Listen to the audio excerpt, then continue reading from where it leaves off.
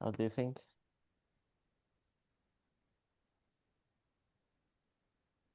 Sure, yes, we can start, yes. All right.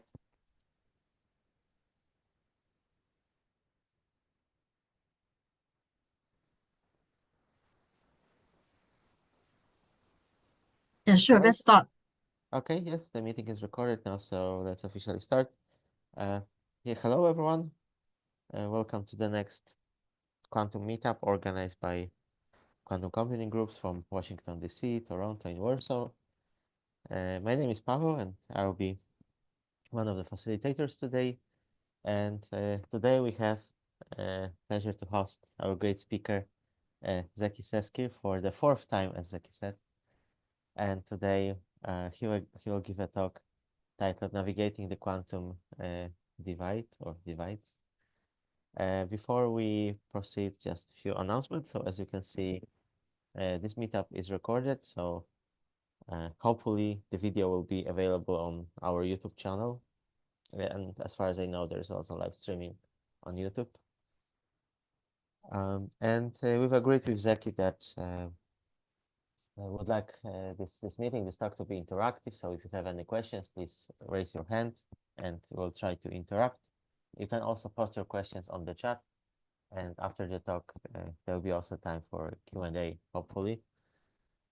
Yeah, before we start the main talk today, we would like to announce the next meetups on May 31st. Sahar Ben Rashid will give a talk about modular quantum computing and on-chip quantum communication networks. So Sebastian will be the moderator. Then on June 7th, Dr. Jarek Duda from Jagiellonian University will give a talk titled "Why Electron and Neutrino are Time Crystals Oscillate Already in the Lowest Energy State." And then Terry Bollinger will give a talk "Time in a Sparse Information Universe," and this will be on June 14th. In August, Dr. Kunal Das will tell about PSO-inspired global neighborhood-based qubit mapping, a new approach. And finally, we'd like to thank our partner sponsors for helping us in organizing this great meetup. So, yeah, thanks everyone. And thanks for joining everyone. And Zeki, if you're ready, I think we can start. I've just stopped sharing my slides. So first of all, Zeki, thanks for accepting our invitation once again. It's our pleasure to have you with us for the fourth time. And if you are ready, the Zoom is yours and we can start. Thank you. Thank you, Pavel. And thank you, Helen, again for the invitation. So some technical points. If for some reason you stop hearing me, there are some issues with the audio or the slides, please warn me because there's an hospital and a police station on the other side of the road, so there might be some noise in terms of siren. But if everything's okay and everybody can hear me clearly, I can start. So I'm Zeki, as introduced, and this is my fourth time here already in the last 3 years. And today I will talk about the topic of the quantum divide, which I will introduce why we thought that was important enough to write an academic paper on. I'm a researcher at Karlsruhe Institute of Technology in Germany at the Institute for Technology Assessment and Systems Analysis. And so I've been taught that any presentation with more than 10 slides needs an outline. So here is mine. One reminder, if you are interested in anything I say today or want to learn more, feel free to reach out to me via email or connect me on LinkedIn. I'm open to that. And I guess the slides will also be shared afterwards, right, Helen? Yes. As long as you send me Yes. the slide in email. Yes, I will. Sorry about that. But yeah, so the slides will also be shared. So, you know, if you see something interesting, you don't have to take a screenshot or something. And I will try to go over the presentation part as quickly as possible to have enough time for the Q&A. But I will also be checking the chat. Yeah, okay. So I will also be checking the chat from time to time to see whether there is any questions. But of course, if you have a very burning question, please feel free to unmute yourself and just ask for my attention and then ask your question. So I guess everybody here is kind of pretty familiar with the concept of quantum technologies, but just for completeness sake, I will start with going over the introduction to quantum technologies, or basically what I mean when I say quantum technologies. And then I will talk about technology assessment for QT at our institute. Then I will give a brief, reasoning about why we need to, or why would it be a good time to start talking about a potential quantum divide. Then I will go into the paper, introduce the types of potential divides that we argued for, that are potential, possible. Of course, this is the conceptual tool. You can work on it from different angles. You can identify or argue for different divides. But I'm open to receiving your feedback and discussion points on this. And then I will talk a bit about the title, the Navigating the Quantum Divide, which is also a section in the paper, without giving you too much of details of that section. So if you're interested, you can go and read the paper. And then I will conclude.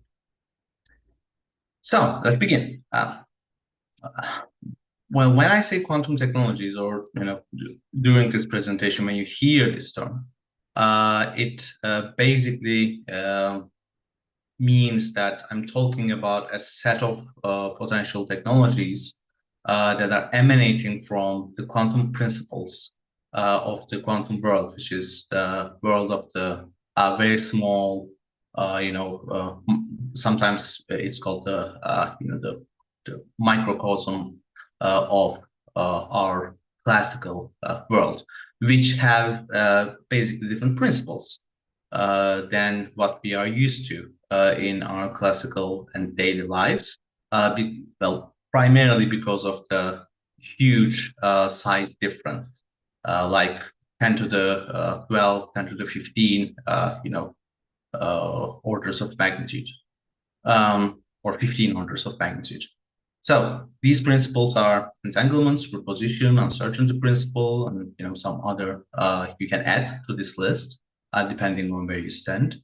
And the technologies in question are, technologies related to communication, sensing, computing, imaging, that utilize these quantum principles to have something that was previously not really possible, or even though it was possible, not really practical, to develop certain applications built on these technologies.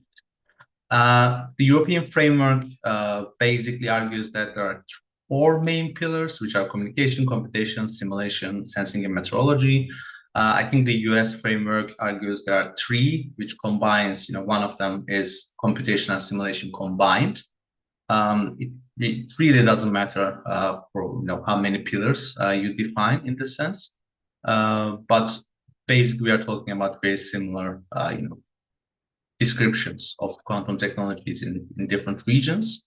There is, depending on, again, how you approach this, the basic science aspect, sometimes it's referred to as, quantum science, or sometimes it's quantum information science, which is a bit more constrained in terms of definition.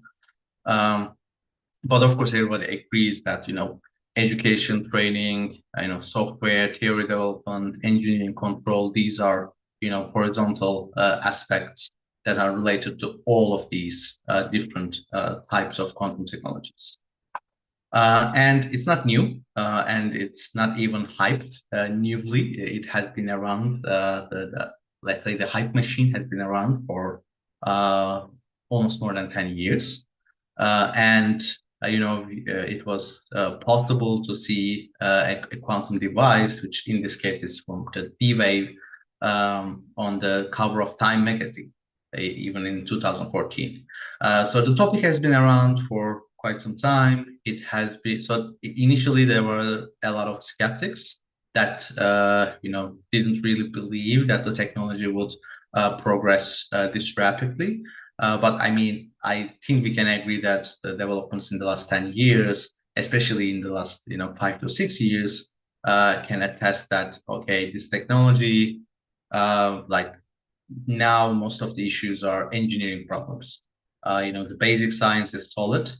People worked on it quite a bit for quite some time, and now we are almost kind of sure that there are no major surprises in scaling these devices up, other than the engineering surprises, which are of course always a possibility.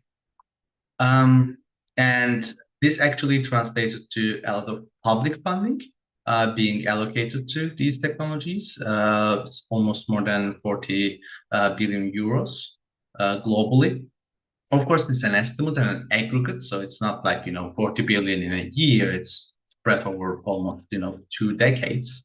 But these numbers have been growing, increasing in terms of their coverage in the last 5 years. So if you wanted to have this map in 2020, it could have been just maybe 10 billion at most.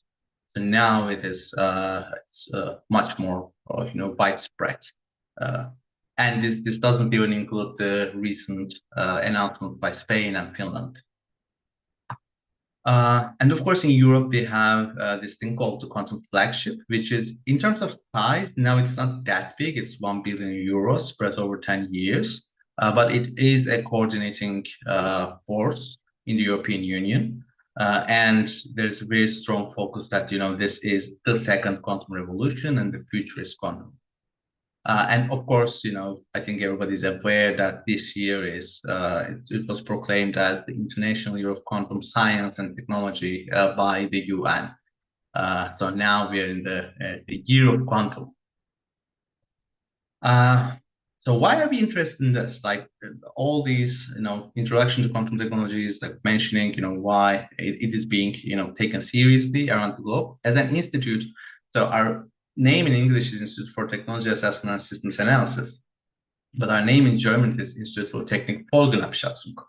So we are actually interested, not necessarily interested in the technology itself, but we are interested in the intended and unintended consequences of these technologies. We work rather closely with the Office of Technology Assessment at the German Parliament and the Panel for the Future of Science and Technology at the European Parliament. We have a few running projects. Just to give you an overview of what we do, I'm the coordinator of this one since 2021, which was intentionally kind of vaguely named, Quantum Technology Innovations for Society. We run landscaping studies for the QT ecosystems, education outreach research in QT, and something we call concept exploration and operationalization for ethical, legal, social aspects research on QT. It's a mouthful, but it basically involves studies like this one that I'm going to speak about, like the divides, because it is a conceptual exploration and an attempt at operationalizing a concept for our kind of research. Some previous, work on this was on democratization, and there's another in the pipeline on trust. Of course, that's not the only project that we are running. Currently, we have a contract from the German BMBF, the Federal Ministry for Education and Research, basically exploring the technology assessment for quantum technologies. Again, we do landscaping, interviews, surveys, and reporting and developing policy recommendations. And most recently, we or PUB received a project from the Defense Committee of the German Parliament on the military use of quantum technologies. But from our perspective, we are primarily interested in the implications of the military use of these technologies for peace and security policy. we also organize an event series called Responsible Quantum Technology since 2021. So this year we organized the 5th edition in Karlsruhe, Germany. So the first one was online because of COVID, but the following ones, they were all on-site or hybrid events. So the videos are not really ready for this one yet, but I mean, all of them, you can find them on our Institute YouTube channel. And well, starting from basically last year, we also expanded beyond just Germany. So this was in Delft, in Netherlands. We organized a week-long summer school which is like strengthening and entangling global quantum roots. So the idea was bringing together different grassroots organizations from around the world to talk about ethical, legal, social aspects of these technologies. And here, so we had participants from Argentina, Colombia, Singapore, Lithuania, Turkey. So like a lot of the different countries, and of course it's very closely tied to what Pavel and I do at QWorld, which is a global NGO active in more than 30 countries, doing volunteering work to raise awareness on quantum technologies. And oh yeah, Bruna, yeah, that's you. Yeah, if you want me to take you off from that photo, you can send me a Datenschutz request and then like a GDPR thing, and then I can just put a smile on the face. Yeah, again, last year we actually went to Singapore to talk about the impact of geopolitics in the Indo-Pacific region. Thanks to our colleagues there, from the SG Innovate and Kyra. This year we will have a similar event, or we will support a similar event in the Philippines, and later in the year, in collaboration with the UNESCO team for the International Quantum in Mexico. So the reason we are involved in all these activities and the projects that we run is that the approach at our institute is primarily, highlights the responsible technology development approach, which basically means that, so if you are looking from a caricature perspective, like there are two camps when it comes to technology development. On one side, there are those who are primarily driven by profits, potential benefits, and they don't really think about the risks that a potential introduction of a technology to society that can bring. And on the other camp, there are those who are really only focused on the risks and kind of disregards the potential benefits of having these technologies introduced to societies. And of course, the responsible way is taking both the worries and the expectations of both camps into account, and to study the potential consequences of technologies, because the question that whether technology is good or bad for society, like technologies have consequences, and those consequences can be good or bad for different sections within society. And there are issues like usually benefits are privatized while harms are socialized. So there are a lot of governance, regulatory perspectives, and also the stakeholder engagement aspect that is kind of necessary when we are talking about the responsible development of an emerging technology. Well, that brings us to the topic of this talk, which is the quantum divide. It is, I would say that it's not a very established topic. There are a few papers which I will talk about in a few, and also there are a few headlines from things like Forbes or the World Economic Forum, and this year there will even be an event in Kenya on this topic. But compared to other types of divides, especially the digital divide, it's a very, very new topic. So we are very open to your feedback, discussions, and the points. And basically, just this is new. There is no established, rule book there. So just feel free to say whatever you want when you ask me a question. Of course, the concept of a digital divide has been around for quite some time, and it kind of relies on the fact that the spread of digital technologies, especially the internet, has been quite uneven. I mean, of course, it is expected that the developed world getting a certain technology first, and then the rest of the world following it. But even in that case, there has been quite a bit of issue with how a technology is available to different sections of a society. And this actually became more relevant during COVID, when a lot of the schools had to shut down and people switched to distant education, and the education ministry around the world just figured out that, oh, not everybody owns a laptop, not everybody has a stable internet connection. So a lot of children were not able to continue their education because of because of this concept of digital divide. And it was the reality of the digital divide. So it wasn't just a conceptual tool, it was a reality that was lived by millions and billions of people around the world. And in years, the concept of digital divide also evolved. There are discussions about a global divide. There are discussions about a social divide and a democratic divide. So like the divide literature is quite extensive in that sense.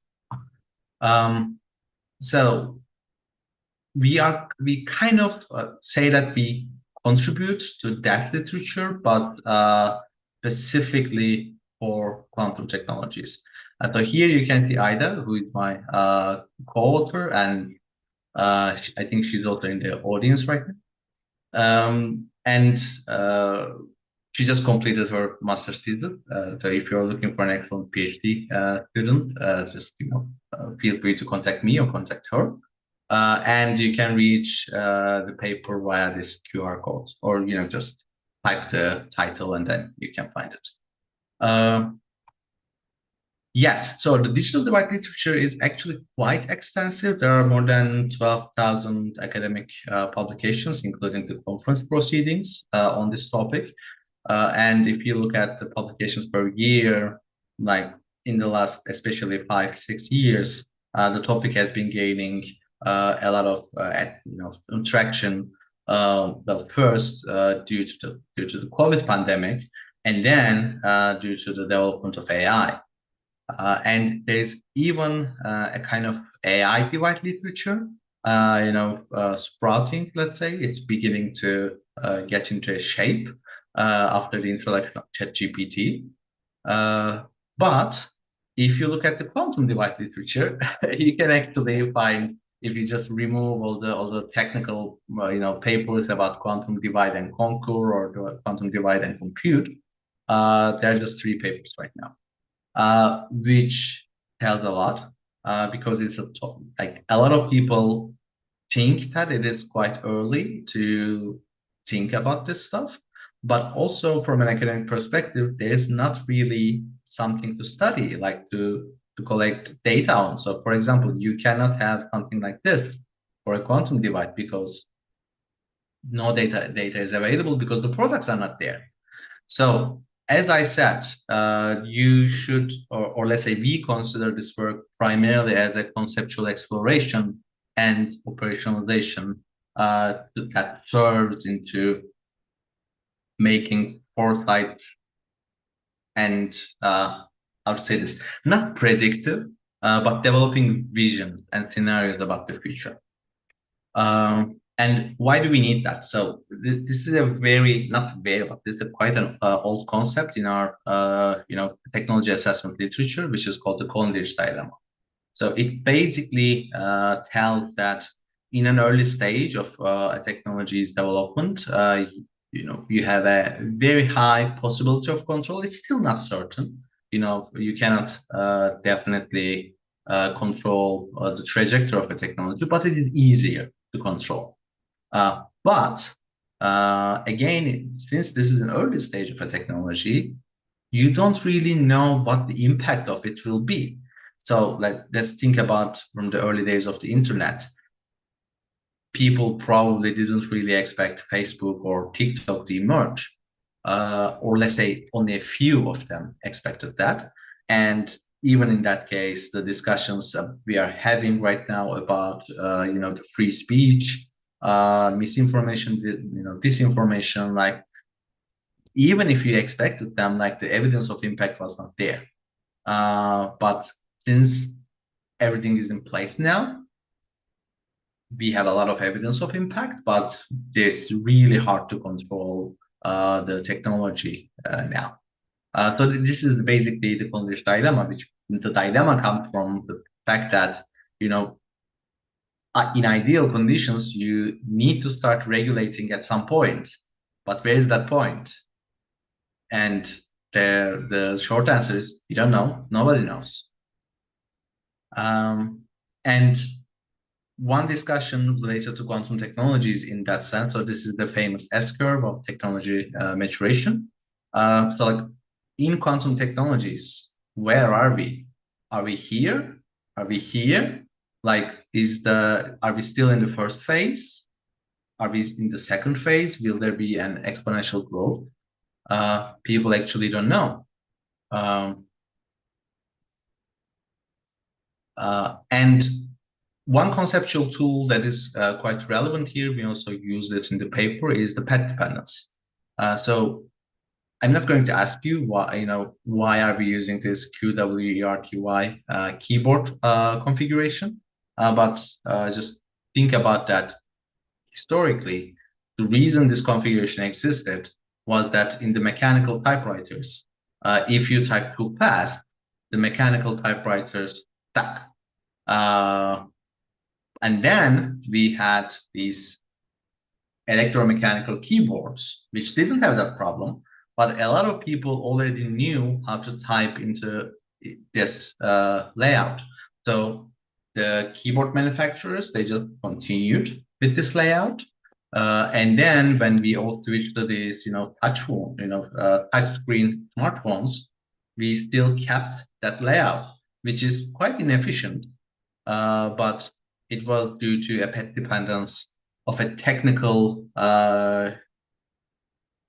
let's say, problem of a certain type of a device that created a constraint. But even though that constraint wasn't there, that relic of a layout still existed in the basically the history of this development of keyboard. And another example is the path dependence of the sizes of the trains that we use.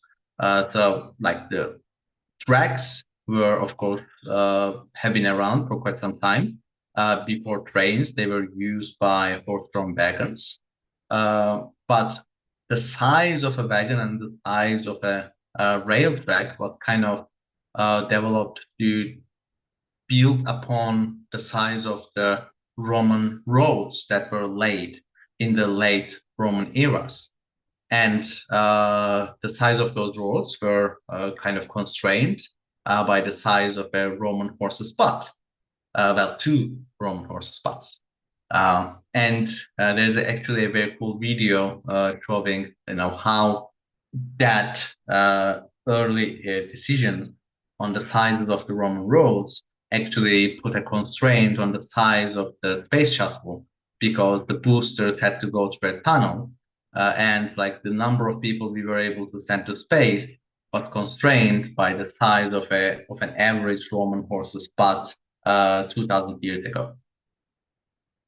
And from a technical perspective, this basically in the path dependence framework, initially you have a lot of options for a technology. And then through these critical junctures, you kind of either you decide through managerial decisions, or the ecosystem just chooses its way. And as the technology matures, there comes a point of lock-in, and then it's just when you say bicycle, everybody thinks about the same thing. When you say TV, you primarily think about the same thing. When we say semiconductor chips, we think about the same thing. But when we are talking about the emergence of a new techno-economic paradigm, what is technologically possible is just the necessary condition, but it's not the sufficient condition, because the pace of the technological possible is much greater than that of the economically profitable and socially acceptable. So for a technology to really be adopted, it has to be, of course, possible, because impossible technologies are really hard to adopt. But beyond that, it has to be profitable, because otherwise, there's not really any incentive to go and invest in it. And also be socially acceptable, because otherwise it will be really hard to convince the society and the regulators to let that product into the markets. And building upon that, so we came up with these 4 potential types of divides, which also was quite inspired by the quadruple helix model in innovation policy field. And those are quantum divide in science, quantum divide in technology, quantum divide between countries, and quantum divide within societies. I will kind of go over them quickly because you can read them in the paper. But of course, feel free to have your questions ready on any of them. So the quantum divide in science, this is something that we kind of came up with because there were no specific references to the term scientific divide in the existing literature.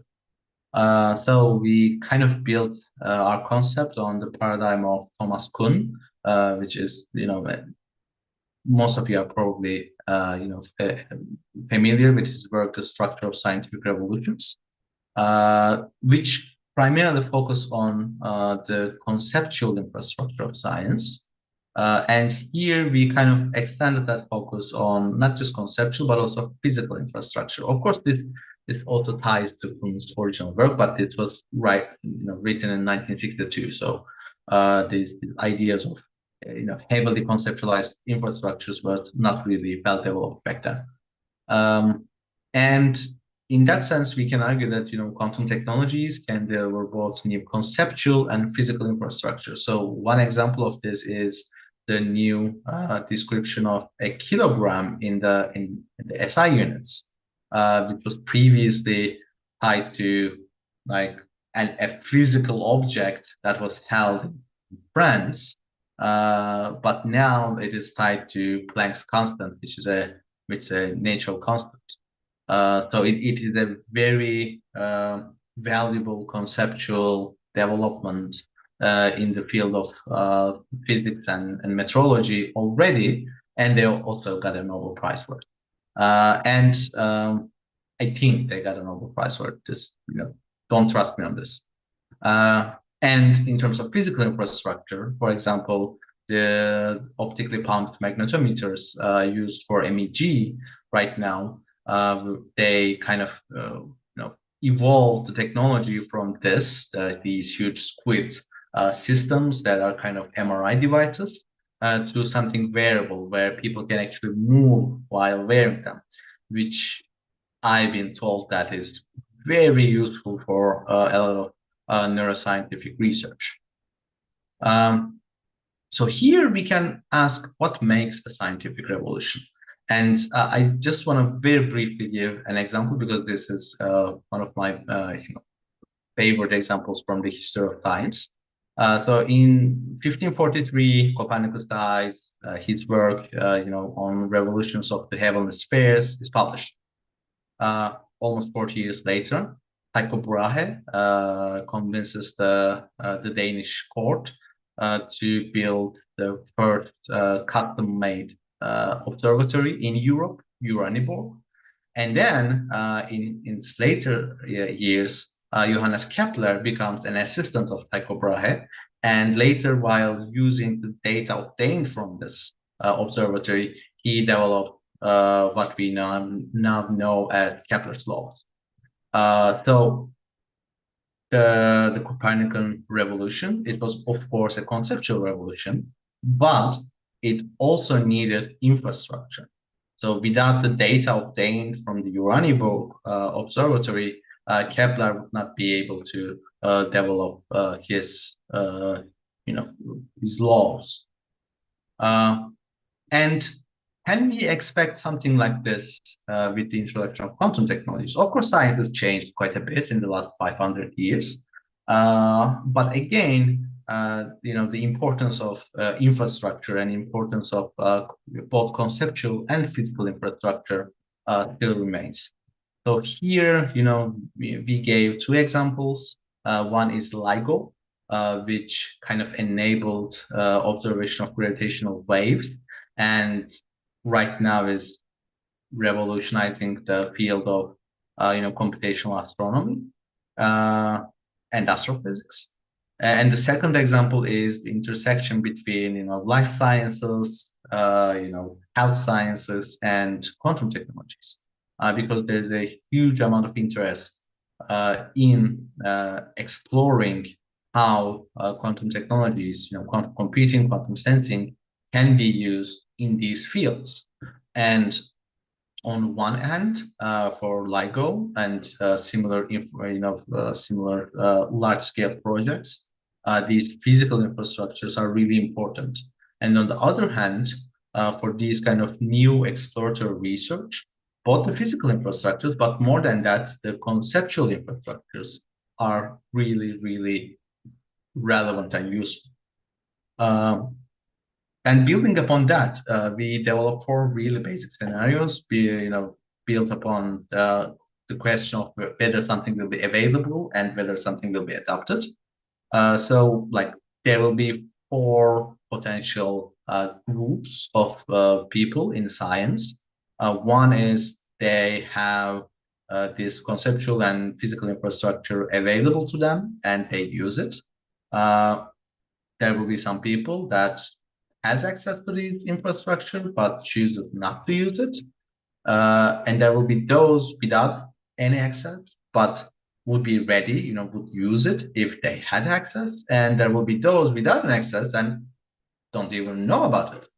So the real divide-like scenario in this case would be between the scientific communities that has access to these devices and uses them, and those that do not have any access and wouldn't even use if it had access. So there will be quite a desyncing between how the science in certain fields progress. Due to the introduction of these novel and constrained devices. The second one is the quantum divide in technologies, which we conceptualized through path-dependency. So path-dependency is introduced before. It's a set of dynamic processes where small events have long-lasting consequences, and that economic action at each moment can modify, yet only to a limited extent. And here we kind of conceptualized it in 2 ways. One is internal impact, the other one is external impact. So the internal impact is, these decisions, these small events, these managerial decisions taken with respect to a technology impacting the trajectory of that technology itself. And the external impact is that these decisions on a technology impacting the trajectory of another technology. So I guess you're all pretty familiar with the state of quantum computing. So there are a lot of different races in the horses in the race right now, with superconducting qubits, trapped ions, photonics, neutral atoms, spin qubits, and topological annealing, whatever you think of. And there are a lot of different players and actors, both public and private, working on developing different types of qubits and quantum computers. And even within certain modalities, there are differences like, you're using transform qubits or fluxonium qubits, or you're using different kinds of ions, or you're using different kind of, sensing sensors for your photonics-based device. And all of these technologies or all of these different modalities actually have quite different physical infrastructure needs. So you need, cryogenic systems, dilution refrigerators for superconducting qubits. For photonics, you need something different. You don't need these dilution refrigerators. For ion trap, you need really good magneto-optical traps. For neutral atoms, you need something else.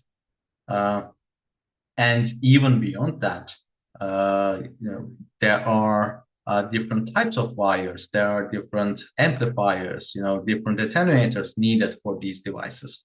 So it's not just a physical modality that you can switch between where rapidly as a company or even as a country. There are entire, ecosystems that evolve around these different physical modalities. And there is something called the virtuous cycle effect. I think you are probably most aware of this effect through the semiconductors. I was. And the argument there is, you develop something, you put your products, you get returns. With those returns, you put it into R&D. With R&D, you improve your product and then put it back in the market. And with that, for example, this one here is the TSMC model. So they focused primarily on actually manufacturing these things instead of having their own chip companies. And it basically allowed them an almost monopoly in this domain. But you can even generalize it to any kind of model. So any kind of positive feedback loop in an economic sense and in a knowledge sense actually creates these virtuous cycle effects. And if you have that kind of a virtuous cycle for one of the competing technologies, after a certain period of time, there comes a point that I also mentioned previously, the point of lock-in, that after that, it will be very, very difficult and costly to revert action and go into the other direction, even if there are some really cool scientific, discovery that, oh yeah, now we can do ion traps with 5 times more, fidelity or something. So this kind of a divide, you can consider it for companies, and you can consider it for countries as well. So countries generally choose the technologies to fund according to their existing capabilities. So if you look at all these new, quantum computing centers in Australia, they are almost at the exact same locations that had nanotechnology and fabrication centers previously. So of course, it makes a lot of sense to utilize what you already had to support the development of new technologies. So by intending to work with countries that have similar approaches, nations aim to minimize the chances of facing unexpected challenges along the development path. So if you are a country that is primarily, or a company that is primarily focusing on, superconducting circuit qubits, then it is only expected for you to kind of collaborate or work with others that are also following that similar path with you. Of course, there is the issue of competition as well. But compared to the ones that are developing entirely new technologies, it makes much more sense for you to stick with those that have similar approaches to you, because any gains made by the others in that arena can also be used by the companies or the researchers that you have towards developing across your path. Hence, it's only expected that the way countries decide on their, pioneering quantum technologies, they choose which technologies and modalities to support and collaborate. These are internationally connected. And for companies that are not invested in the dominant modality after a dominant modality, emerges, this might mean considerable amounts of, sunken costs, and if they want to switch, switching costs. Of course, this is related to the quantum divide between countries, but this is one of the most, explored and discussed type of quantum divide. I already showed you this in one of my earlier slides, but here, if you put some attention on all these gray areas, it tells a certain story that we are already aware with the digital divide literature. Of course, there are some possible causes of these quantum divides between countries. Self-positioning of a country with respect to others through transformative capacities in these developing technologies, whether or not countries have access to the prerequisite technological or infrastructural resources, and the factors and constraints these countries have in their technology selection processes that differentiate them strategically. So, as I mentioned previously, if you're a company or if you're a country with extensive investments into nanotechnologies and a certain way of manufacturing, superconducting systems, then it makes sense for you to, focus your investment there, or at least there's a tendency in these circumstances. Of course, there are other arguments and discussions. One is this concept of technological self-reliance or technological sovereignty, which is fueling a lot of funding, especially in the EU, but I'm sure everywhere else. There are fears of misuse by other actors, leading to strict export controls, which I'm not saying that these are unfounded fears. These are, of course, mostly very legitimate fears. But if you look at the recent export controls regulations, regulating a 32 qubit device, I don't think it will prevent anyone from running sure. But yeah, we can agree to disagree on that. And there are some arguments put forward saying that since quantum technology is still in its early stages, it is possible for small players, small countries or small companies to make a significant impact, which can be thought as a high risk, high reward approach. There's a limited number of talent in the field, which actually puts a constraint on the growth of certain areas. There's still more jobs than available people that can fill those jobs. But one of the reasons is not that there's not enough people who wants to do those jobs, but those are very technically challenging, and the type of jobs that require a certain type of expertise that is not really available widespread in the population. I'm sure you have seen a lot of people looking for quantum error correction experts, and like 10 years ago, there weren't any quantum error correction experts in the ecosystem. I mean, like there were few, but it wasn't a job title you expected to encounter on LinkedIn. And of course, there's the issue of depletion of academic reserve, senior brain drain, especially from more older regions of the world, let's say, like Europe. And there's, of course, the issue of poaching companies and startups from other countries. And this issue of brain drain is actually being, it's being taken a bit seriously by a lot of actors, especially in Europe. But it's not just a European thing. Like, you can find news articles saying that, why India has a risk, why US has a risk, why UK has a risk in this time. So like brain drain is something that people occasionally talk about when they are talking about quantum technologies. And if you are further interested in this topic, I can strongly recommend this report from IBER and the University of Amsterdam in Netherlands. They wrote a report called Quantum Computing and the G77. So that is 77 beyond the usual, G7 or G8, depending on which depiction you use.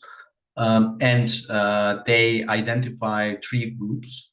The groups of build, which can build their quantum devices or quantum processors, the groups that can procure these devices from the group that will build those devices, and the group that sadly won't be able to acquire, but maybe have cloud access, which is a major topic right now because cloud access is, initially during COVID, after COVID, people promoted quite a bit as a way to, democratize, increase access, but right now it is becoming a bit clear that if you are serious about, building something in this field, then at some point you will need your own device. And finally, the quantum divide within societies. This is one that is kind of most explored, but the one that I also, enjoy a bit when talking about it. Because of course, there's the issue of access to novel quantum technologies infrastructure. So not if, but when there will be quantum networks, I mean, of course, it will emerge in certain regions of the world, and then it will expand probably quite slowly. So like in 30, 40 years, there will still be a lot of countries without any proper quantum networks built. But of course, there's the issue of quantum computers as well. And of course, access is not only to physical infrastructure, but also educational infrastructure. There's a really good paper written by Mayer et al., which is by Josie and her group in Boulder, which kind of explored the quantum information education in the US. And what they found was that it's, of course, inequitably distributed, and it is disproportionately benefiting students at private research-focused institutions, so not even the public ones. And of course, there's the issue of like mystification of quantum physics and quantum technologies. I would say, sadly, we are all aware of these things like quantum healing, quantum dishwashers and all that stuff. And there's even a book on, how to ruin your life with advice from quantum physics. So we have a quantum bullshit problem in the community. And this is, like there are quantum people in the quantum realm, kind of a bullshit at certain points. And why is this a problem? So the first things first, not having access to quality education or infrastructure in one's country, it paves the way for immigration. And well, brain drain of knowledgeable and enthusiastic researchers, it creates a vacuum of correct information, science communication, and outreach activities. And we know for the last 25 centuries that nature abhors vacuum. So if you're not talking about these technologies, somebody will. And if you are not doing proper science communication, someone will do shitty science communication. So, somebody will talk about opening wormholes in their quantum computers. Others will tell discovering parallel universes in their simulations and stuff. So, we need to be careful about this stuff. And the second thing is, this actually creates a vicious cycle, which is an opposite of a virtuous cycle. So misinformed societies susceptible to charlatans, they won't be able to keep up with relevant developments in the field, and they will fail to seize most of their opportunities to catch up. So it will just, increase the gap between the parts of the societies and different societies in terms of having, reasonable information and understanding of these technologies. And you might say that, okay, but how is it a problem? Remember that in certain parts of the world, which was also kind of quite developed parts of the world, people tried to burn down 5G towers during a pandemic. So, I mean, of course, you can disagree with how certain companies are developing 5G technology and then dumping but this doesn't really translate to burning down, communication stations to prevent a virus. So in terms of navigating the quantum divides, as said before, I have been here quite a few times talking about these topics, and two relevant talks that I gave were in 2023 and 2024. And I won't go through all the details of that section. If you're really interested, I can recommend you to check the paper. But I will give, so first of all, what to keep in mind. There are some complementary and incompatible options. So the actors in this field must design their strategies carefully. You might fail even if you try, but you can succeed if you don't try. And there are interconnections between these divides, but there is no silver bullet to address all of them at once. So this will be a laborious effort. And so depending on the type of the device, what we recommended, which is, of course, it's non-exhaustive. You can develop your own suggestions as well. But so for addressing the scientific divide, prioritizing and supporting the adoption of quantum technologies in research fields outside of QT. This is something that you can do as a company, as a country, as a funding organization, and it would actually be quite helpful for the development of quantum technologies as a field as well.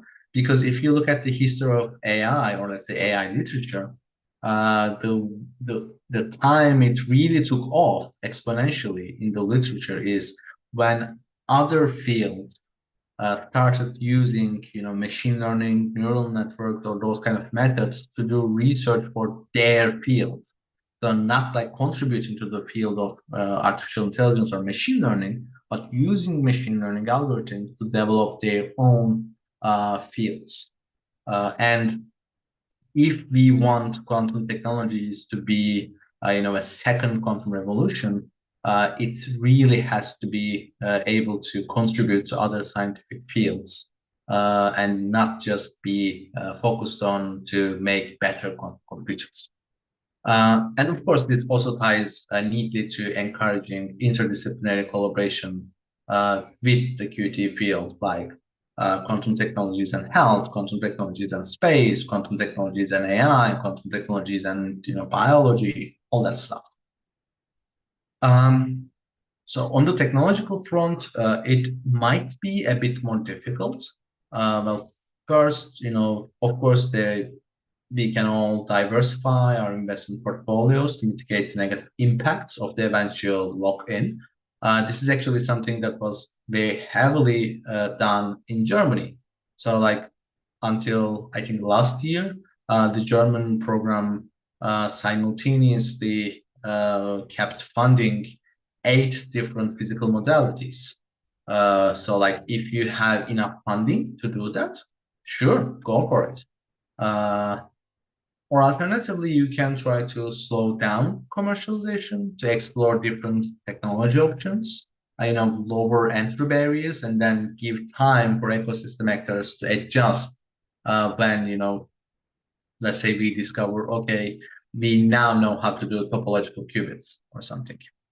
But of course, this requires a lot of different ecosystem actors coming together, having a shared understanding of the situation, and intentionally making it into a longer marathon than that it already was, which I don't think will be a very popular option. But this is something that can be done to prevent that kind of a divide. So on the country level, there are a few options, but I would say they are primarily incompatible with each other.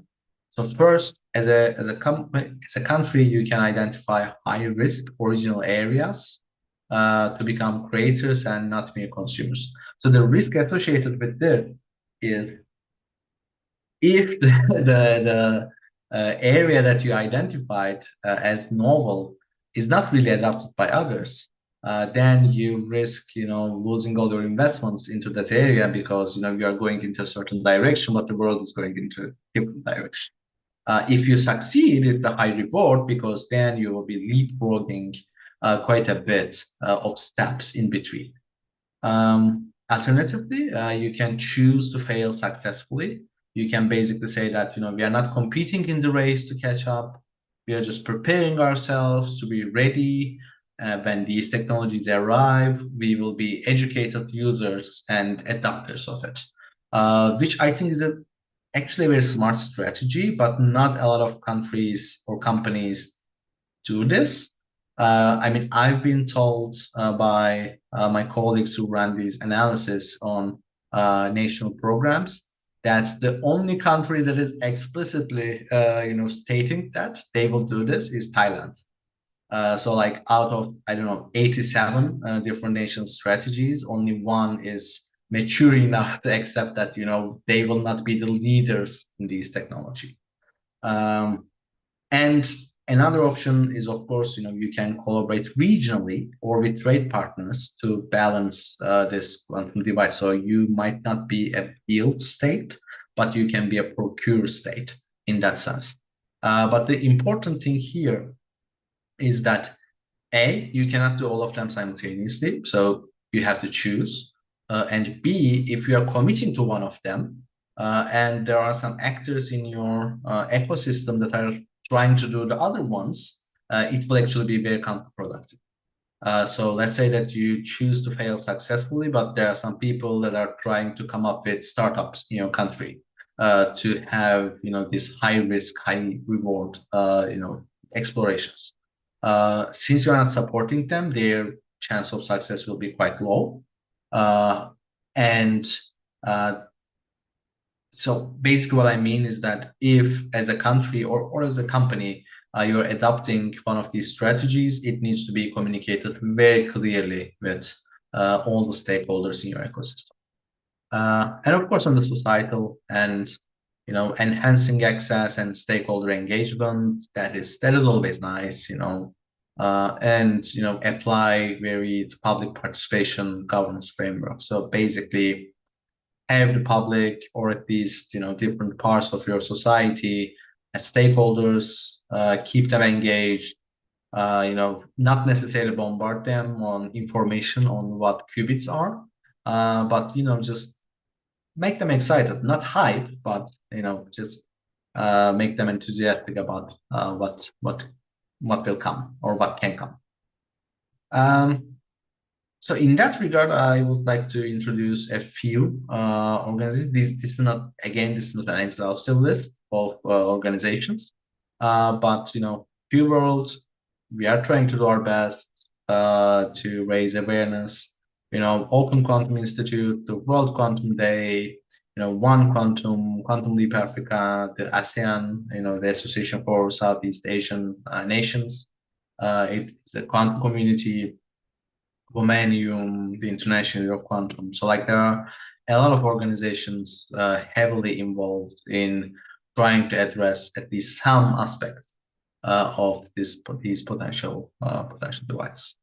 And yeah, so to conclude, if and still an if, I mean, like a lot of people say it's when, but still I think it's a if the quantum technologies can deliver a real techno-economic revolution, it will have significant impact on our science, economies, industry, nation security, and way of life. So what I would say to the people who are communicating this, expectation management or hype discussions. So if you are saying that this technology will be revolutionary, you are also saying that it will have a significant impact. So you cannot have your cake and eat it too. So you cannot say that this will be a techno-economic revolution and it will only have benefits. This is not how technology works. Technology always have intended and unintended consequences. There is not a single technology in our history that didn't have unintended consequences. The consequences might be mild. They might not be really that harmful. But especially if you're talking about a highly impactful technology, you must start, at least some foresight studies on, okay, what might be the potential negative impacts of these. But we are still at very early stages of a potential second quantum revolution. And it's not really possible to foresee or have evidence of its impact. Because remember the Collinder's dilemma. So again, this is basically a fact of a technology. Like in an early stage, of course you don't have evidence of impact because the technology is not there, the products are not there. But there are ways to develop scenarios and visions of the future to inform our decision making in the present. It is a heavy work. It requires a lot of engagement with different stakeholders and also engagement with the topics involved. So, like, if you really want to be prepared as decision makers in your companies or your countries or your organizations, you need to work hard, or at least hire some people that will work hard. And of course, there's no single and all-encompassing solution. So responses to the problems rising from the introduction of these technologies to societies must be developed contextually. So like having these, I mean, I'm not necessarily against it, but having these governance principles or ethical principles that apply to everywhere, every time, all at once. Like, I mean, from a normative perspective, they are very useful. From a practical perspective, like there needs to be a few more layers between those, principles and actually implementable policy recommendations. And with that being said, I would like to thank you for your attention and looking forward to the discussion. Okay, great. Thank you. Thanks, Zaki. All right, interesting topic, and indeed, as you said, we in Keyword and in other organizations are trying our best to tackle some of the challenges that you mentioned. Okay, it's time for the discussion and questions. I see there are some questions from Luis. I'm not sure they're related to this talk actually, but Luis, maybe you can try to unmute if you want to ask a question. Yeah, I'm just thinking more about the what's the technology and the ethics, and with all these quantum computers and all this data being thrown out. I mean, Kevin Mitnick always talked about the scraping. I mean, he went to jail for it, and I mean back in the 90s, right? So this is with quantum computing. This is going to be more of an issue, particularly as the disparities around the world. That's my thought. I agree. So it is an issue, right? I mean, we need, and I mean, I started dealing with this back in the 1980s, getting, like, and this is in Canada, we much more availability of technology, and still huge disparities. So it's a big problem globally, right? But the the cell phone changed everything, right? From BlackBerry to Apple, you know, it changed the ability for people to access technology. We're not quite there yet. As long as you don't have a third world war, you know, Star Trek. Road to right, I think. Let's hope that we don't have that. Yeah, not quite yet. No, but I mean, like, this is also a topic that is discussed within our fields as well, especially with respect to post-quantum cryptography, because, like, there is, of course, the issue of migration to PQC, which is, from where you stand, like, it's a good development. But then it's not going to be simultaneous all around the globe. So not that, you know, everybody will migrate to PQC at the same time. So there will be basically like those that lag behind or might not even be able to complete that migration by the time that there are actual devices. So the issue about who will have access to these devices and who can, you know, run them independently of any supervision is a very relevant topic in terms of regulatory and ethical discussions. Can I comment and perhaps have a question on this topic? Can you hear me? Yes. The first thing is an interesting topic that that you have presented today about the divide, but from history, the question of divide has been with the human beings since the primordial times. I think some of people, they believe on these Darwinist ideas, the ideas of survival of the fittest. So the whole history since the earliest times of human beings up to now has been the history of survival of the fittest. To some extent, is a kind of survival in the laws of the jungle and of the strongest. So I don't expect that the divide will be eliminated. Now, the interesting point that you raise, which I think is important, is the question of the consequence. So perhaps we could correlate the potential quantum revolution with the nuclear revolution.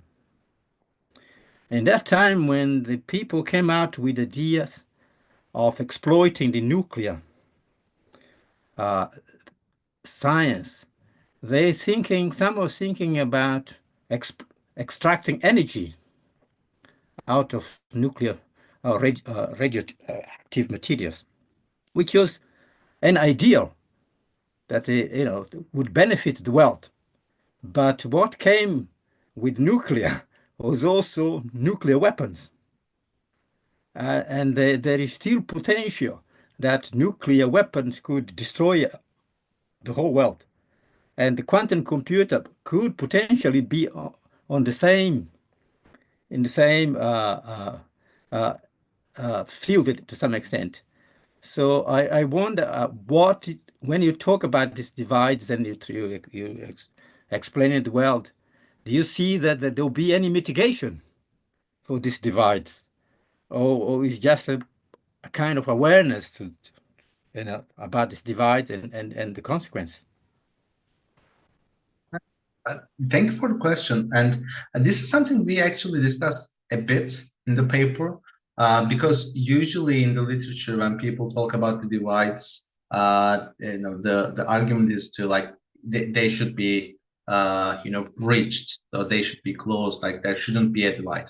And from a moral perspective, I definitely agree with certain caveats. But from a practical perspective, the reason we called it navigating the divide instead of reaching them or closing them was that if these divides emerge, and I think that it's likely that at least they will emerge in certain forms, maybe not as severe as digital divides, we would need approaches, different ideas, different strategies to navigate them.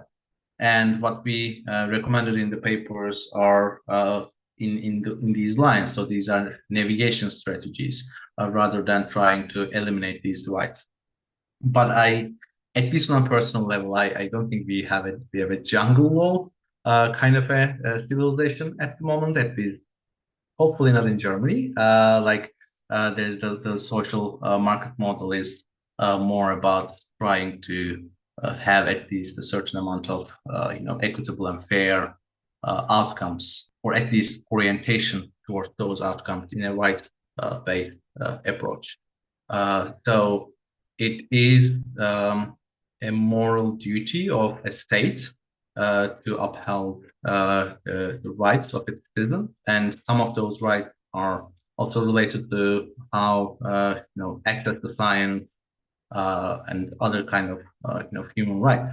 There's actually a PhD thesis, and I think 1 or 2 papers on this topic that ties the human rights discussion with quantum technologies that came out of the University of Amsterdam group.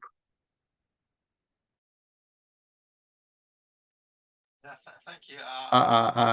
Maybe that I dramatize a bit about the Darwinist ideas and of jungle law, but it is subtle things about this Darwinism to some extent. But on the nuclear side, that example which I gave, nuclear side, don't you see that this some because you mentioned about the benefits in terms of profit, but also benefit from point of view of sovereignty and to some extent strength of a country.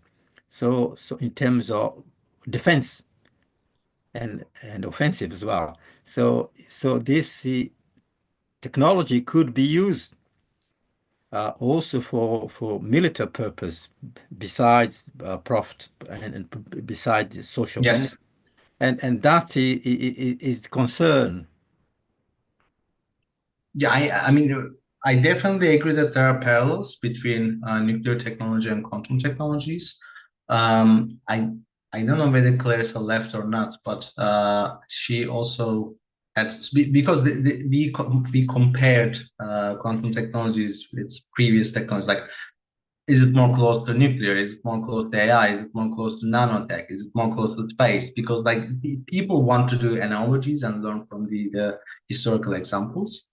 I mean, my main argument there is that every technology has kind of a unique trajectory. Of course, it resembles the other technologies that came before it, so that there are a lot of things we can learn from nuclear. There are a lot of things we can learn from AI. There are a lot of things we can learn from nano. But the conditions that we are living in now are quite different than the times that AI was first, popularized, or robotics was popularized. You are right in the sense that they sadly resemble more with the times that the nuclear technology were first popularized. So that maybe a comparison of that kind would also be very beneficial. But again, I'm a bit skeptical about comparing nuclear weapons to quantum computers, in the sense that nuclear weapons are weapons by definition, so they don't have any other uses.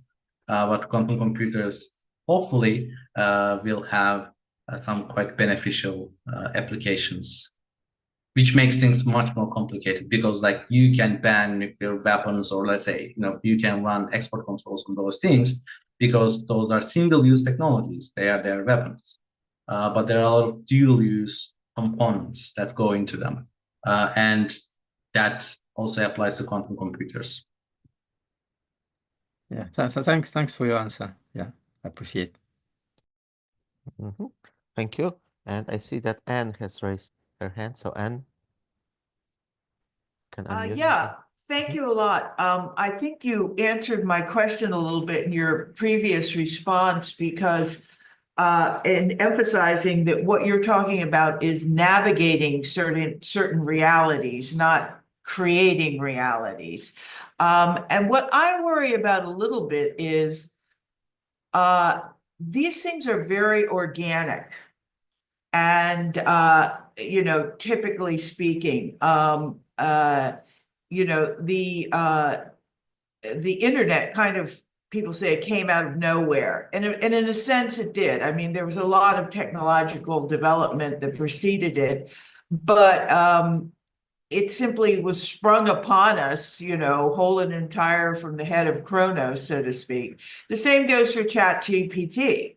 And in 2 years, there's been a remarkable adaptation and acceptance and organic response to ChatGPT. So I'm wondering if some of these sort of overarching policy discussions, which I'm tempted to call sort of philosophical, aren't really kind of peripheral, and potentially dangerous insofar as if they are adopted by political types or engaged in by political types, they actually impede the organic adoption and growth and development of new technologies like quantum, particularly where we're not entirely sure what we're really talking about entirely. We have some specific scientific applications, but it's not quite a thing that you can start talking about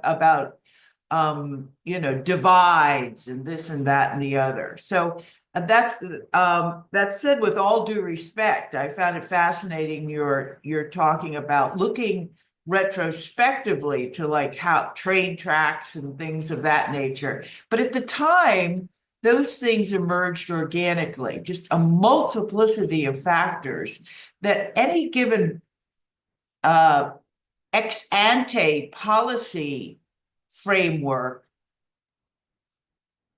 is dangerous in my opinion, in terms of throttling the potential. So I'm wondering, just argumentum wise, what you would kind of respond to that. Thank you. That's actually a very good question in the sense that it represents a certain way of thinking very clearly.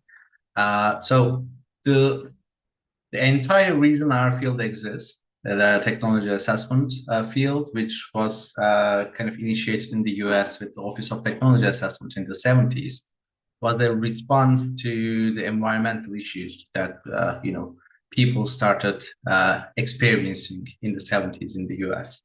And one argument, or let's say one of the historical linchpins of that is it could have been otherwise. So like there is of course the organic development by technology, but the technology might have developed in a different direction if it was nudged or guided through proportionate interventions. And we are actually seeing that with quantum technologies right now. The development is not really organic. Like there is more than 40 billion euros of public funding going into development of quantum technologies to nudge the development in a certain direction. So like we want to develop it most in Germany, the US wants to develop it in US. So like these technological sovereignty discussions, which you can of course argue that, yeah, that's kind of organic, but not really, because let's say that we didn't have a National Quantum Initiative Act. Would that be unorganic? So the discussions about how a technology develops is always related to the conditions and constraints of the funding structures around them. With AI, especially with ChatGPT, since it was mostly private funding, one can argue that, regulation would have played a very counterproductive role there.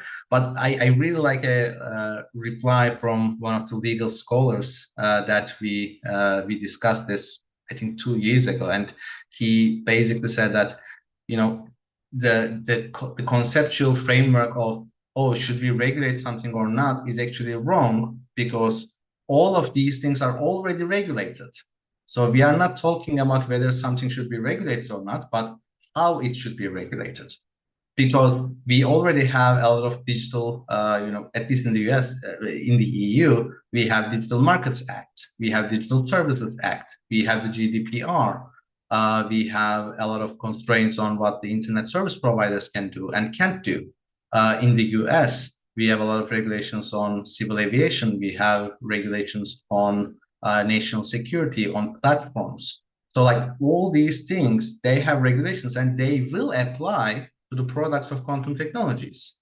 But the question is how they will apply, and is there something that can be done now to make it into a more, or let's say, mitigate the harms and basically enable the benefits to be shared more equitably.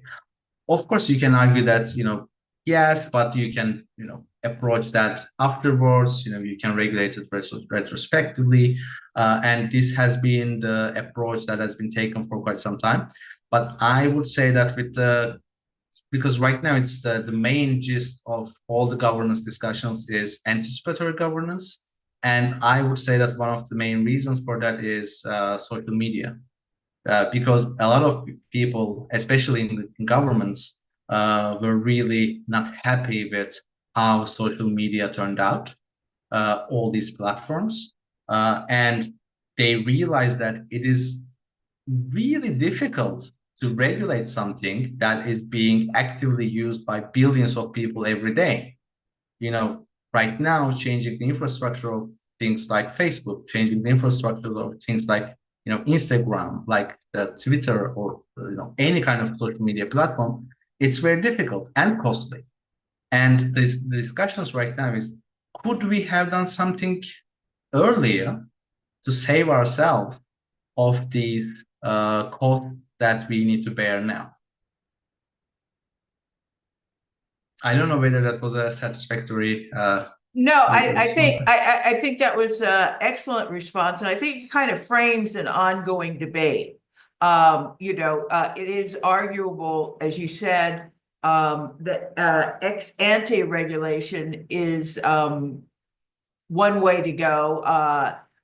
We have in the United States a liability, tort liability framework for any harm that is caused. And of course, the truth of the matter is the social media platforms are now facing those tort liabilities. They're major cases. Organic doesn't necessarily mean that these things can't be subject to social constraints. It's just that those constraints don't happen necessarily a priori, because a priori you can't, the a priori policy makers really aren't all knowing. That's the presupposition. We know where this is going to go, and we know what the decisions it's going to, what dangers it's going to engender, et cetera. But the fact of the matter is we don't. Because it is organic, and you get throttling kind of frameworks. And I think the EU is suffering from that. They're dropping behind, in a lot of technologies because there's just too much policy making and not enough going forward. But again, it's like our political parties in the United States. It's a debate. But I would just do a little bit of pushback, which is not to take away at all from the excellence of your presentation and your points. So thank you very much. Thank you. And I definitely agree. And as I said, the Coleridge dilemma is one of our, founding principles in the field. Like, there is, in an early stage of a technology, you don't have any evidence of impact. So anything that you come up with in terms of, oh, this will happen, that will happen, those are just, speculations. And of course, you have a lot of methods to make those speculations into more educated speculations, but they are still speculations. So as you said, this is an ongoing debate in the governance schemes as well. And just to give you one more point on that field. In the discussions about ethics of quantum technologies, ethics is usually framed most of the times as ethics as soft regulation. So not necessarily having a regulatory constraint in the sense that it's a bounding regulation, but more like an ethical exploration of, okay, what we want as a community, what we want as a society, what we want as a country to behave in a certain way or to not behave in a certain way. And another thing that might be beneficial to keep in mind is there's the concept of placeholder regulation. So like having a regulation set up in a field that is not necessarily bounding in a legal sense, so that it is not constraining anything, but it is giving a policy signal that the government, or let's say the policymakers, want technology to develop in a certain way, and then they you basically periodically revise your placeholder regulation to keep track of what is going on with the technology. So it's sometimes referred to as real-time technology assessment, but in a legal sense, it's more like, you create a framework for a regulation and then use basically feel that regulation as the technology matures. But of course, this should come again a bit later than there is a technology, and it's not just conjecture. Okay, thank you. I see we have 3 people who would like to ask a question. Itamar was first. Itamar, please.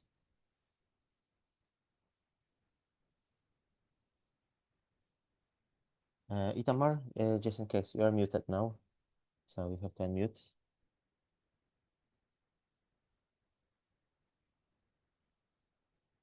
I'm not sure if Itamar is with us, so maybe Terry can ask a question first. I Yes, think please. Bombardier was before I was. Bombardier? Okay, yeah, sorry. No, it's okay. You can go ahead, Terry. I will go after you. No worries. Well, I was just going to comment a little bit on follow-up of the discussion between Andrew and Sakhi. None of these technologies that we're talking about developed abruptly. ChatGPT, I helped get funding kept for some of those areas at a time when could have just disappeared. Jan LeCun was just an unknown researcher at that time, and everybody else was saying he was behind the times and just worrying about a technology that died 20 years ago, which was the status of neural nets at that time. So a lot of federal funding went into making that technology real, and for many, many years. And I was involved in the basic research funding. The model that we generally followed was to fund the things that companies wouldn't touch, get them to the point where we could get companies interested in them, which was always an active goal. This was never a thing where people just, oh, we're just going to sit on in the government and have fun. That was never the objective. The objective was always to get it to a point where a company would take an interest. I remember promoting robotics and AI to venture capitalists at a time when they told me, I asked them, do you have anything going on with that? And they said, they looked around and said, no, we don't. We don't have anything at that time. Quite a contrast to now. On the ethical side, one of those same venture capitalists once called us over for a meeting. This was a long time ago. You'll be able to tell how long a time ago by what I say. He said, I think you ought to be aware of this new technology coming up. It might have some impact. And I said, okay, whatever. So he talked about this new thing called social media. And we were kind of, I remember our reaction was kind of like skeptical. Yeah, well, we were skeptical. We're going like, well, maybe it'll have an impact. I wish we had taken it more seriously because we didn't. And we had an opportunity to say, as it turned out, this would have been overseas since I was associated with the Department of Defense, but still, there were areas where a lot of people died because of social media, because of complete disregard for the impact of it. And I think there are possibilities where some kind of ethical framework and a little preemption certainly wouldn't have hurt without restricting the growth of the technology. And I remember other cases, drones, small drones. I was intensely worried that those would get banned. I was thinking like, first time a guy came in and showed us his new model of a quad drone. Maybe it was a hex drone, I don't remember anymore. But it had been funded by our organization, the organization I was working in. And I would just laugh and say, you've got to be talking to the toy companies. You've got to be talking to other people than us. Because even though it was an extraordinarily good and useful technology for Department of Defense, so many ways it could cut costs and do things we couldn't do before. Just inspections of a ship is just one example. But you look at that and you go like, this has so much commercial potential. And the fact that they didn't say anything back to me and let me know that, okay, good, you're checking that out. I think we've gotten to a thing where we think there's always this antagonistic relationship between basic research and private sector, and I sure didn't see that. It's like every goal we had was to say, get this out the door. Get it started, but then get it out the door, because the VCs were not looking at AI. They didn't care. They didn't even know what it was. Jan LeCun was getting beaten on because he was old-fashioned and nobody was willing to stick with it for another 20 years. Well, it exploded 1 year later. And all of a sudden we had the cats on the internet and all that. So how that fits in with regulation, I don't know, but I do know that having a little awareness ahead of time helps. And none of these things, especially these high-end technologies, quantum computing, neural nets, chatbots. Unfortunately, I don't get me going on chatbots. That's an exaggeration. Yeah, I better not get going at it. But all of these had a lot of support, awfully heavily from the U.S. and from other countries. But U.S. was heavily invested in getting these things out there. So we should probably have some participation in at least encouraging people to think ahead and what the consequences might be in these things. So whatever it's worth, just a couple data points. Thank you. Okay, thanks. Yeah, Zeki, would you like to comment more on this, or? May No, I? I just agree. Okay, all I right. think that was a great comment. Okay, good. May I? So yes, Alihamar, please. Yeah, I just heard yesterday Professor Kamrun Vafa from Harvard discussing string theory, quantum field theory, and gravitational and so on. And I welcome this philosophical discussion that we are having here about quantum computing, because of the big promise of this field, and it may give some optimism to the pessimistic theoretical prediction that our universe, not only our planet, is doomed. So I hope the quantum computing will show more in detail that the theoretical prediction by the professor is hopefully wrong. Let's stay optimistic.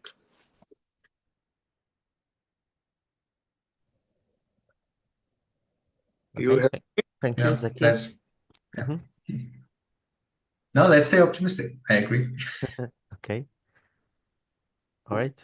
And Bambordi, your turn now, so can unmute. Okay, thank you. Yeah, nice talk. On the following up on this thing of staying optimistic, I'm definitely optimistic about this technology, but there's something that has been bothering for some time. These headlines about making it like adversarial, one nation versus other. It's like zero-sum game.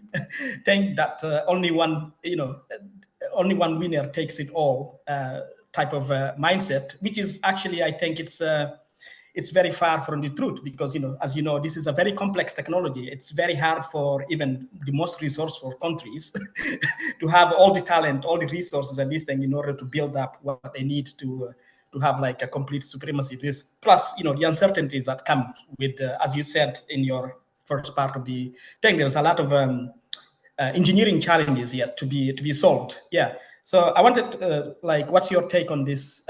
Is this something that maybe the community needs to fight in order to enable more cross-border collaboration between researchers, as opposed to putting red tape because of, restrictions that policymakers put in because they are afraid of, maybe this country will get in first and so on, especially in terms of military application, which I think is sad because this technology can also be useful in healthcare and other drug discovery and other things that are like cross-border issues, affect everyone, every nation. So yeah, that's all I wanted to add. Well, thank you. And this is also a very important topic for us in general. So when I was talking about one of our previous papers, the democratization of quantum technologies. So there, one of our main arguments was that this narrative that, quantum computing is a threat, it's an arena for geopolitics, and it should be conceptualized in that way, is actually very counterproductive in the democratization process of this technology, and then it's creating some certain exclusion of certain groups and certain countries and certain people from participating into development to these technologies. But on the other hand, as I exchange ideas and just learn from people in the security policy domain, they have some very legitimate concerns. In the sense that even if the discussion is not about which country will get it first, but there needs to be a certain, at least from that perspective, the security perspective, there needs to be a certain amount of restraint on who can use this devices and what can they do in an unsupervised manner. So if there's a quantum computer that is capable of running Shor in third-party hands, it's a very different picture than China or US or Germany or UK having this in a very secure government facility. Of course, there are risks then as well, but those risks are different than uncontrolled, unrestrained access kind of risk. And there is also, from an economic perspective, I think the main concern is related to this issue of virtuous cycles.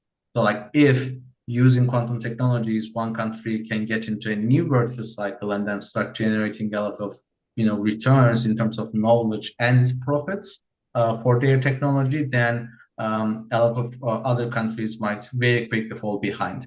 I don't know how realistic this is, but that is a concern that certain policymakers have, and I'm not in a position to say that these concerns are entirely unfounded, because I don't know.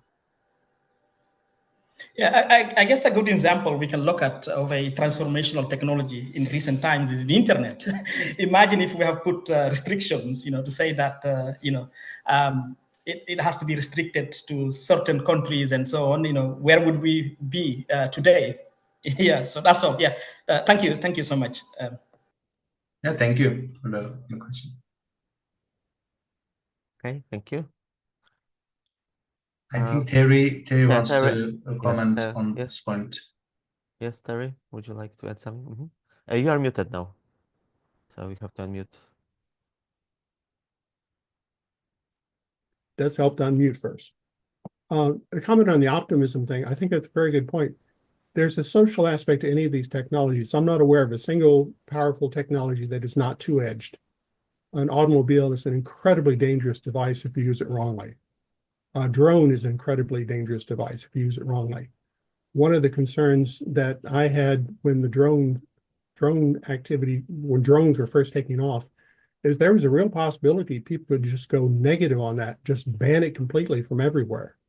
And I'm extremely pleased that's not what happened, because I think the net positives of small drone technology, if nothing else, if you ever watch YouTube these days, you will see shots that would require an incredibly expensive helicopter to take a shot, and you get people doing that in all sorts of things. We're all benefiting from seeing more of the world because of that technology. So that people, it was an active choice, and I think people don't realize how precarious some of those choices can be sometimes.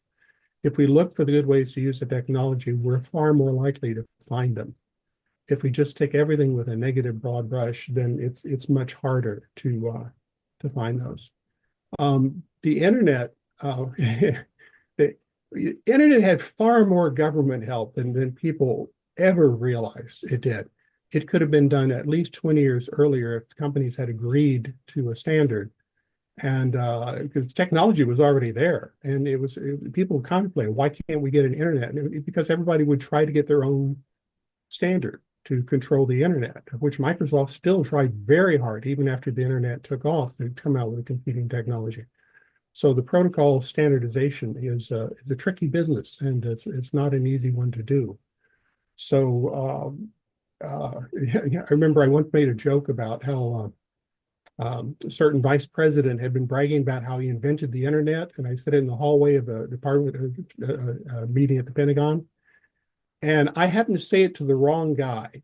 He was the guy who was acting as the action man between Vice President Gore and Congress for getting funding to the internet, and he reamed me out for about half an hour about how much Al Gore had been participating in getting the infrastructure going to make the internet real. Al Gore never told anybody about this, and that's why it sounds so dumb when he said it. But it opened my eyes that there was a lot more going on with that, just on getting the infrastructure going. And had they not done that infrastructure, it would have been extremely difficult for the internet to take off the way it did.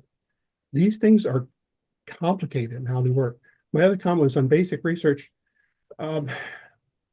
Research manager worked just under the Department of the Secretary of Defense.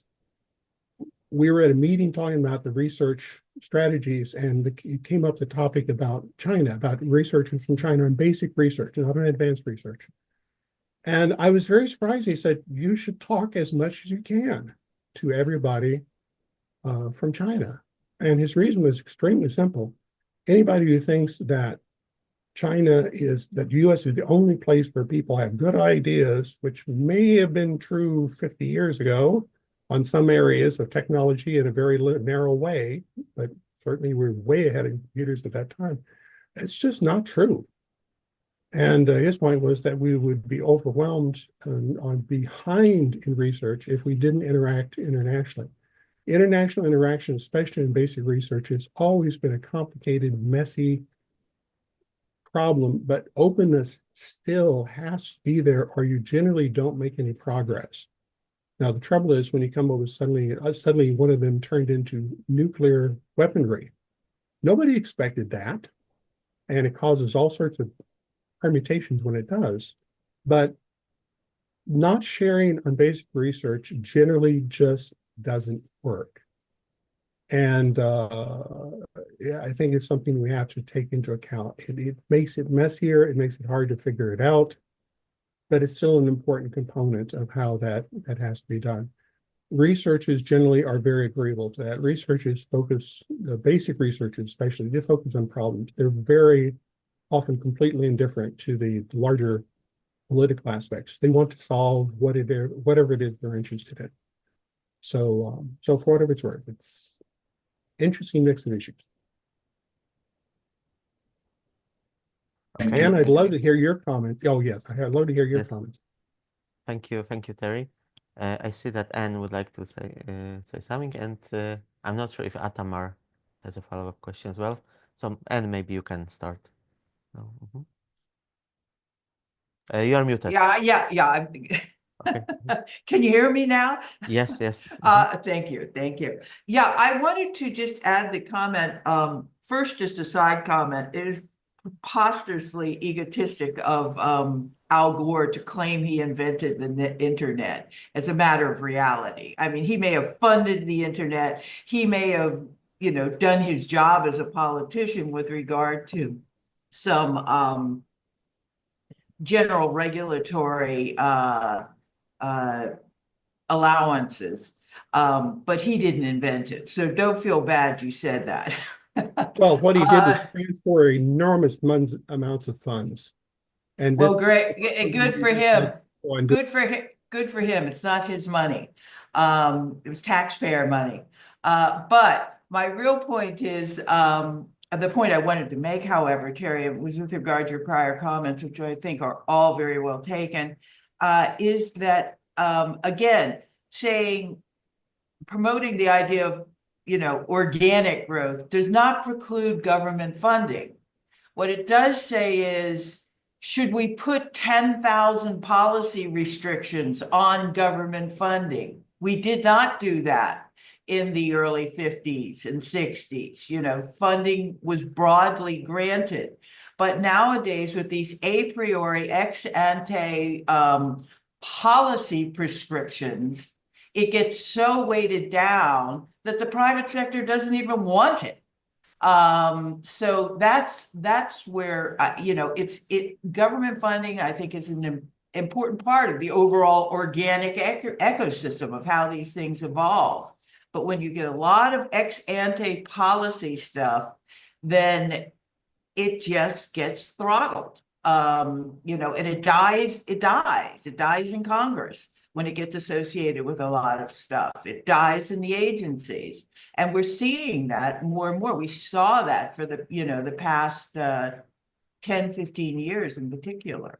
So anyway, that's just my sort of postscript to your, you know, your point with regard to government funding. Not saying government funding is not an important factor. The question is, are we going to do a lot of ex ante framing of something that we don't even know what we're framing? Kind of killing the baby in the crib, to use a grim analogy. I would agree with very much with some of those points. One of our favorite kinds of funding was what we called a completely unfettered grant funding to someone who's a promising researcher. So the idea is just the opposite of putting all sorts of restrictions on. You don't get good research until you let these people loose and do something. It's not going to happen. So DOD had a different policy towards funding and grants than some of the other agencies, where we're a good sized chunk, but not a gigantic chunk. But we tended to be minimal, very minimal on the restrictions. We would present our problems so they were unencumbered by any of the issues that might have raised them, of which we get many very interesting issues. But yes, I would very much agree with that. Okay, thank you. Thanks, Terry. Okay, I see that we have some comments on the chat, but yeah, they're related to some other topics like quantum NP solvers. Okay. Do we have more questions to Zeki?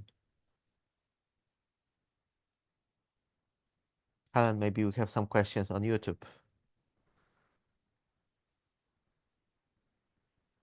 No, I don't see any question on YouTube. Okay. All right. Good. Can I comment something there? Yes. Yeah, it's something related, perhaps not directly, maybe something, my own paranoia. You know, it is good to see the developments of all these different AIs, some government funded, some privately developed by companies. The concern which I have is that all these very sophisticated softwares, they are kind of a black box. You know, although AIs are beautiful for interaction, for brainstorming, they've been brainstorming with the AIs, which is good.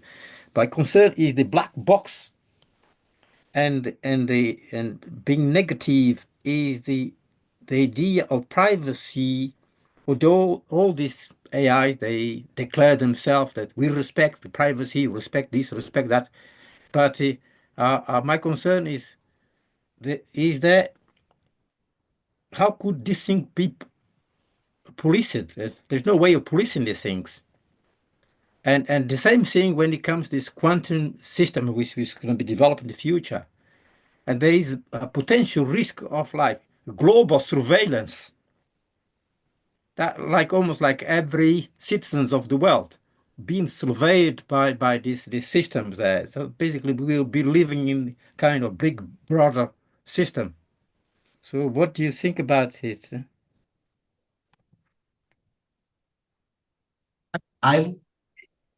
To give a reply to that, it is already, I mean, not policed, but it is already regulated, like any kind of product that you have.